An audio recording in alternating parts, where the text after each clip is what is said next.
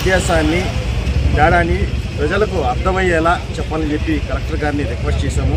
ఎందుకంటే అందరూ అబా కార్డు తీసుకుపోయి ఇదే 5 లక్షలు అని చెప్పి మీ సేవ సిఎస్సి సెంటర్స్లో పెద్ద దందా జరుగుతుంది. వాళ్ళ దగ్గర 300-400 వసూలు చేసి ఇదే ఆయుష్మాన్ భారత్ కార్డు అని చెప్పి ఇవ్వడం జరుగుతుంది. దానివల్ల ఇప్పుడు అబా కార్డు ఏంటంటే భారతీయ పౌరుడై ఉంటే సరిపోతుంది. దీన్ని అబా కార్డు అంటాం. దీనికి అర్హత ఏంటంటే భారతీయ పౌరుడు అయితే చాలు. ఇది కేంద్ర ప్రభుత్వం ఉచితంగా ఇస్తుంది. కానీ మీ సేవా సెంటర్స్లో ఇదే ఆయుష్మాన్ భారత్ కార్డు అని చెప్పి ఇదే 5 లక్షల ఇన్సూరెన్స్ వస్తుందని చెప్పేసి ప్రజల్లోకి అవగాహన లేకపోయేలా దీన్నే ఇస్తున్నారు. సో దీన్ని 300-400 వసూలు చేసి ఇదేంటంటే ఆయుష్మాన్ భారత్ ప్రధానమంత్రి జన్ ఆరోగ్య యోజన ఈ పథకం ఏంటంటే ఈ రెండు ఉచితంగానే ఇస్తుంది. కానీ ఇది 5 లక్షలకి వర్తిస్తుంది ఈ ప్రధానమంత్రి ఆయుష్మాన్ భారత్ అనేది. సో ప్రజలకి అవగాహన ఏర్పాటు చేసే కార్యక్రమాలు చేయాలని చెప్పేసి కలెక్టర్ గారిని రిక్వెస్ట్ చేయడం జరిగింది.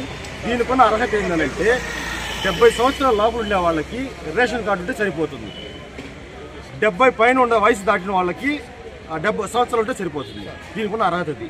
కానీ దీని మీద అవగాహన లేకుండా ఇదే ఆయుష్మాన్ భారత్ అని చెప్పి ఈవెన్ చదువుకున్న వాళ్ళు కూడా నేను రైల్వే పెన్షన్ డిపార్ట్మెంట్ ఎంప్లాయీస్ దగ్గరికి వెళ్తే ఇప్పుడు మన పేషెంట్ హిస్టరీ అనేది డిజిటల్గా స్టోర్ అయ్యేదానికి మాత్రమే పనికొస్తుంది. ఇది అంతేగాని ఇదే ఇన్సూరెన్స్ కాదు. అది ప్రజలకి ఒకసారి అర్థమయ్యే విధంగా చెప్పాలని ఈరోజు మీడియా ముందుకు రావడం జరిగింది. దయచేసి మీడియా మిత్రులు కూడా దీన్ని ప్రజల్లోకి తీసుకోపోవాల్సిందిగా కోరుచున్నాను. Thank you.